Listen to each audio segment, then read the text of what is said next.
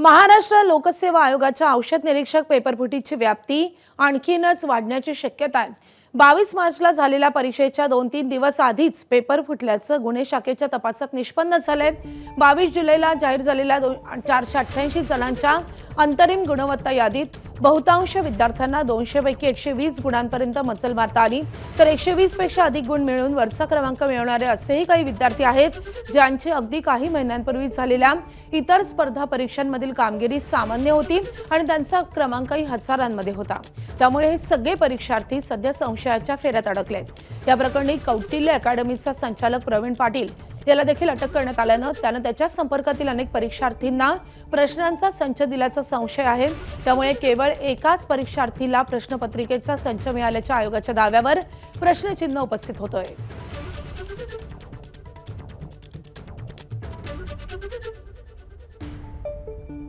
तर सचिन गाण आपले प्रतिनिधी सध्या आपल्या सोबत आहेत। सचिन, या सगळ्या प्रकरणी आयोगाने जे दावे केले होते ते दावे कसे खोटे ठरताना दिसतात, नेमक्या काय नवीन गोष्टी समोर येतात या पेपरफुटी प्रकरणात?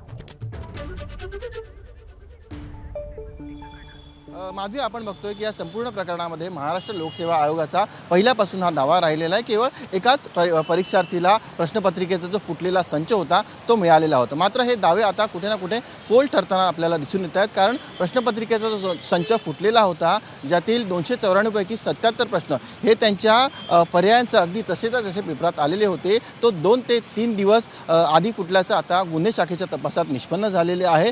तसेच जी एक आरोपी महिलेला एक आरोपी बनवण्यात आलेला आहे, तिने तो आपल्या मित्राला देखील पाठवलेला आहे। एवढंच नव्हे तर जे तक्रारदार परीक्षार्थी त्यांनी हा देखील दावा केलेला आहे की व्हॉट्सॲपवरती हे सगळे प्रश्नांचे संच हे व्हायरल झालेले होते। त्या व्यतिरिक्त जो कौटिल्य क्लासेसचा जो संचालक आहे प्रवीण पाटील, ज्याला पोलिसांनी अटक केलेली आहे, त्याने त्याच्या संपर्कातील इतरही लोकांना हा प्रश्नपत्रिकेचा संच दिल्याचा संशय हा पोलिसांना आहे। तसेच आपण बघतोय की जवळपास 30,000 विद्यार्थ्यांनी ही परीक्षा दिलेली होती। त्यातील बहुतांश जे पास झालेले विद्यार्थी आहेत, जी merit list provisional merit list 22 जुलैला लागली, त्यातील 488 विद्यार्थ्यांपैकी बहुतांश विद्यार्थ्यांना केवळ 120 पर्यंतच त्यांची मजल गेलेली आहे।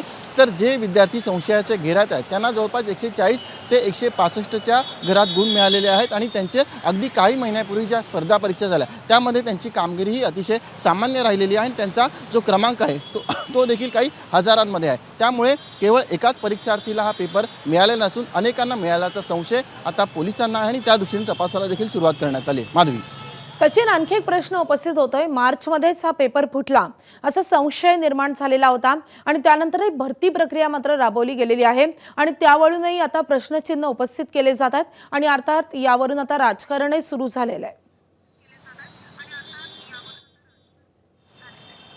माधवी, आपण बघतोय सुरुवातीपासून की जेव्हा प्रश्नपत्रिका फुटल्याचा आरोप करण्यात आला तेव्हापासूनच राजकारण्यांनी हा मुद्दा उचलून धरलेला होता आणि त्यानंतरच कुठे ना कुठे आपण बघतोय की तपासाची चक्र फिरली। सुरुवातीला ज्या परीक्षार्थींनी तक्रार केली होती त्यांना देखील धमकावण्यात आल्याचा आरोप हा होतोय। जो गौरव पाटील जो पहिला तक्रारदार होता त्याने दुसऱ्या दिवशी आपली तक्रार ही मागे घेतलेली होती। खोडसाळपणे तक्रार केल्याचा दावा हा त्याने केलेला होता। मात्र जो ऋषिकेश गांगुर्डे नावाचा दुसरा तक्रारदार होता तो मात्र आपल्या तक्रारात अडून राहिला। त्याने स्पष्ट केलेलं होतं की 30 ते 40,000 विद्यार्थ्यांचं भवितव्य या माझ्या तक्रारीवरती निर्भर आहे, म्हणून मी तक्रार मागे घेणार नाही। अखेर त्याच तक्रारीचा पाठपुरावा करत अखेर महाराष्ट्र लोकसेवा आयोगाला याचा तपास गुन्हे शाखेकडे द्यावा लागला आणि आपण आता बघतोय की या संपूर्ण प्रकरणामध्ये महाराष्ट्र लोकसेवा आयोगाच्या 3 अधिकाऱ्यांना अटक झालेली आहे। त्या व्यतिरिक्त कौटिल्य क्लासेसचा संचालक आणि दोघांना अटक झालेली आहे। तर या प्रकरणात आणखीनही मोठे खुलासे होऊ शकतात आणि जो कौटिल्य क्लासचा प्रवीण पाटील आहे तो अनेक स्पर्धा परीक्षांची तयारी घेतो, त्याच्याकडे त्याचा अभ्यासक्रम चालतो। त्यामुळे आणखीन कुठच्या स्पर्धा परीक्षेचे पेपर तर त्याने फोडले नाहीत ना, की त्याचा सहभाग नाही ना, या दृष्टीने देखील आता तपास होणं गरजेचं आहे। नक्कीच आता या सगळ्या प्रकरणी आणखी काही खुलासे होतात का, आणखी नव्यानं कुणाला अटक होते का, हे पाहणं महत्त्वाचं असेल। सचिन, आणखी एका महत्त्वाच्या बातमी संदर्भात तुमच्याकडून अपडेट जाणून घ्यायचे, त्यामुळे तुम्ही सोबतच राहा। एबीपी माझा, उघडा डोळे बघा नीट।